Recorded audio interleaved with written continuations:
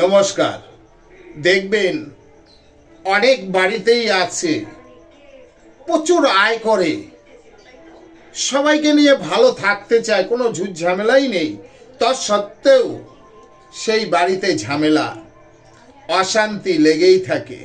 অর্থ এক জায়গা করতে পারে না, ভাবছে বাড়ি ঘরে হাত দেবে, একটুখানি ভালো থাকবে, টাকা পয়সা জোগাড় করছে, কিন্তু সেই টাকা আর একদিকে চলে যাচ্ছে।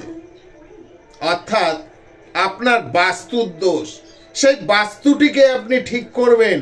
ঠিক কি করে করবেন? আপনি ঘরে প্রত্যেক দিন সন্ধ্যা দেন, ঠাকুর দেন।